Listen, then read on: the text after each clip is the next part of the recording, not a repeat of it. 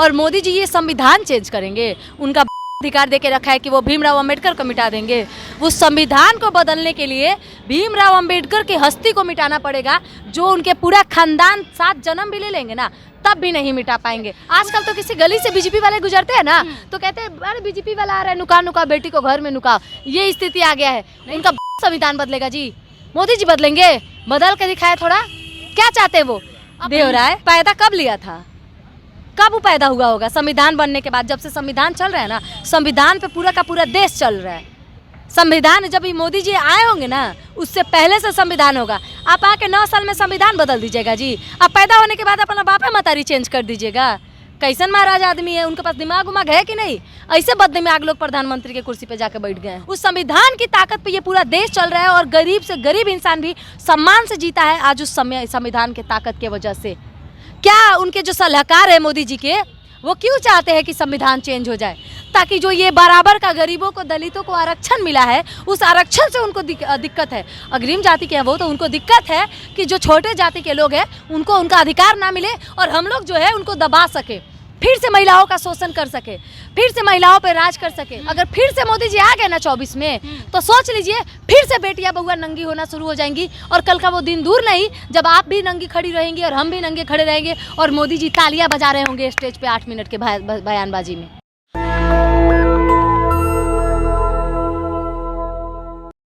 कि देश के संविधान को चेंज करने की बात कर रही है।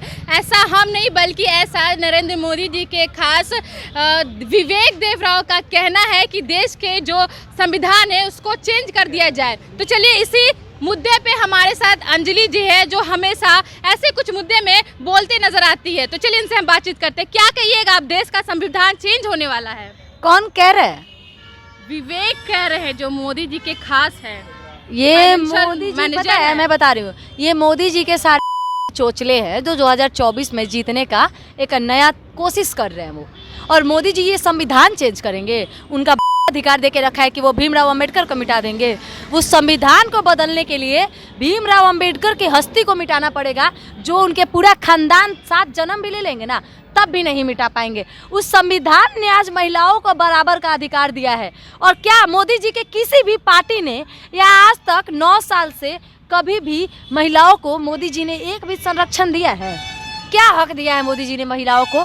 बेटी बचाओ और बेटी पटाओ की नारा, यही कहना चाहती थी आप?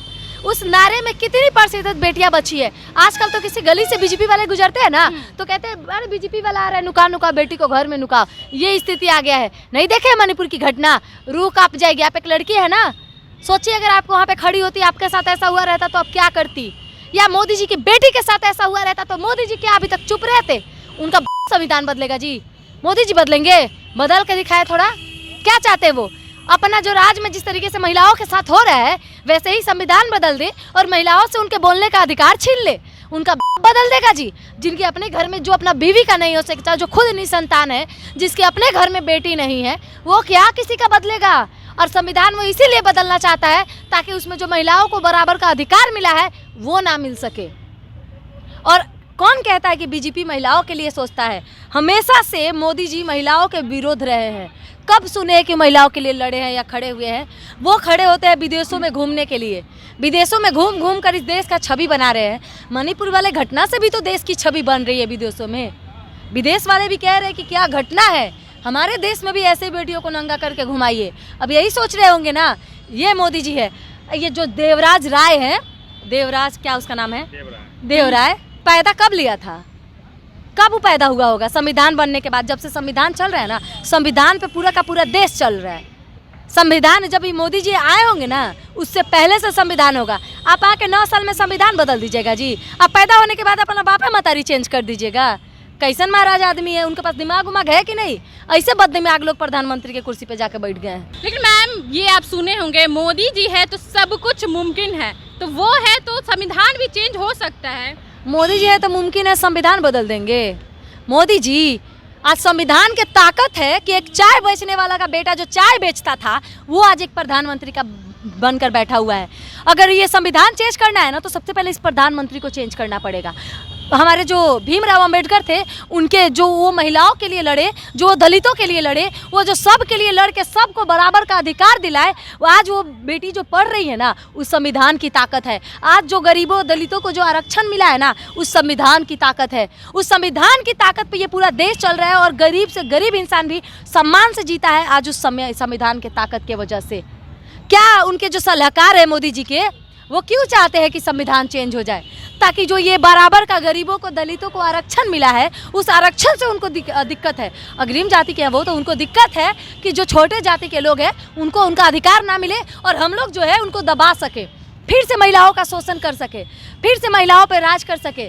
जो पहले होता था कि महिलाओं को कोई भी उठा के ले जाता था, कोई भी रेप कर देता था, कोई भी कुछ भी कर देता था, फिर से चाहते हैं कि मोदी जी के राज में वैसा ही राज आए और आ भी रहा है। बिल्कुल किसी से मणिपुर की घटना नहीं छुपी है। मणिपुर में जहाँ पे बीजेपी की सरकार होती है और शुरू हो गया है, अगर फिर से मोदी जी आ गए ना 24 में, तो सोच लीजिए फिर से बेटियां बहुआ नंगी होना शुरू हो जाएंगी और कल का वो दिन दूर नहीं जब आप भी नंगी खड़ी रहेंगी और हम भी नंगे खड़े रहेंगे और मोदी जी तालियां बजा रहे होंगे स्टेज पे 8 मिनट के बयानबाजी में। लेकिन मोदी जी का तो 56 इंच का सीना, बहुत बड़ा दिल है, देश को अपनी माता मानते हैं, माँ मानते हैं। आखिर आप इतना बड़ा माँ का इज्जत उतारते हैं मोदी जी, उसी माँ का नरेंद्र मोदी जैसा शख्स इज्जत उतारता है जो प्रधानमंत्री के पद पे बैठ के उस कुर्सी को शर्मसार कर रहा है। ये नरेंद्र मोदी है जो उस प्रधानमंत्री के पद को इतना शर्मसार कर चुका है कि दूसरा कोई उस पद पे बैठेगा ना तो उस पद का दाग धुलने के लिए सालों लग जाएंगे। ये मोदी जी वहाँ पे बैठ के काम किए हैं। क्या लगता है संविधान चेंज हो जाएगा, फिर ये देश कैसे चलेगा? देखिए, ये लोग संविधान हटा के मनुस्मृति लाना चाहते हैं जिसमें जाति वाति धर्म, हिंदू मुसलमान हिंदू, यही मोदी जी का प्रोपेगेंडा रहा है। और अपने जैसे ये हज़ारों लोगों को खड़ा कर चुके हैं आम पब्लिक के बीच में, जो धर्म के नाम पे लड़ाई करता है और लोगों के भावनाओं के साथ खेलने का काम करता है। कहीं ना कहीं ऐसे शख्स को इस देश में रहने का अधिकार नहीं है। जैसे विदेश घूम रहे हैं, वो दिन दूर नहीं 24 में कि वो अपना बोरिया बिस्तर लेके उसी विदेश में जाके आराम करेंगे जहाँ पे वो घूम रहे हैं। और ये जो 15 लाख का सूट पहन के बयानबाजी देते हैं कि हम फकीर है, ऐसे इंसान का हमारे देश में कोई जगह नहीं है। कौन से नरेंद्र मोदी? हम तो किसी को नहीं जानते। हम तो एक जानते हैं कि जो आए दिन घूमते फिरते। आप नरेंद्र मोदी जी को नहीं जानते हैं? कौन है ये? विदेश से घूमने वाला या अपनी माँ बेटियों का इज्जत उतरवाने वाला?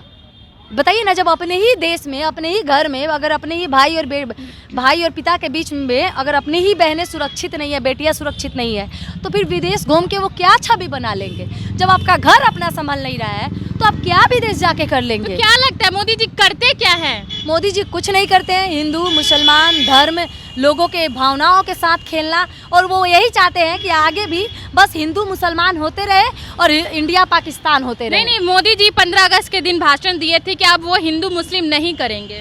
कर रहे हैं वो, क्या उनके लग रहा है?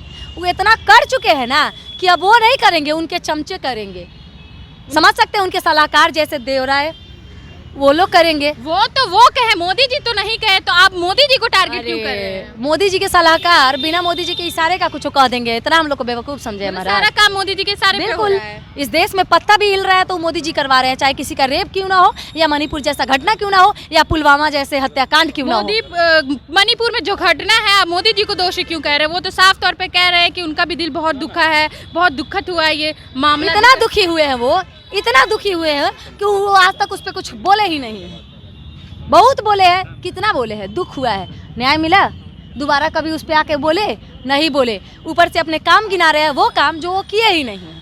कह रहे हैं कि दरभंगा में मैंने एम्स बना दिए, अमित शाह का बयान आ रहा है कि मैंने एयरपोर्ट बनवा दिया, और जहाँ जहाँ ये लोग बोल रहे हैं कि हम किए हैं उन जगहों पे ना तो एम्स है और ना एयरपोर्ट है। क्या मोदी जी, आप 9 साल में इतने काम किए हैं कि आपको अपने ही किए गए काम याद नहीं है महाराज? क्या ये प्रधानमंत्री है जो एक काम नहीं किया उसको अपने काम याद नहीं है? अगर तुम काम किए रहते ना तो तुमको याद दिलाने की जरूरत नहीं पड़ती कि मैंने ये कर दिया, लोगों को दिखता, सुधर जाओ। और नहीं तो वो दिन दूर नहीं जब चप्पलों के माला तुमको लोग भेजा करेंगे। आज तो स्मृति ईरानी को साड़ी भेजी जा रही है मणिपुर की घटना को दर्शा के। वो दिन दूर नहीं जब उन लोग को नंगा कर दिया जाएगा। बिल्कुल, बहुत बहुत धन्यवाद आपका। तो देखा, हमारे साथ थे अंजलि, जो हमेशा इस तरीके की बातों पे अपना राय देती रहती है। कमेंट करके ज़रूर बताइएगा कि क्या आप सोचते हैं इस वीडियो को। ऐसे तमाम खबरों के लिए बने रहे नेशनल दस्तक। मैं फरहत अफसा, पटना। नेशनल दस्तक की आपसे गुजारिश है कि अगर इसको बचाना चाहते हैं तो नेशनल दस्तक को सब्सक्राइब करने के लिए रेड कलर के सब्सक्राइब बटन को दबाएं, फिर बेल आइकन की घंटी दबाएं। नेशनल दस्तक को बचाने के लिए बहुत ज़रूरी है कि हर खबर को शेयर करें, लाइक करें, कमेंट जरूर करें।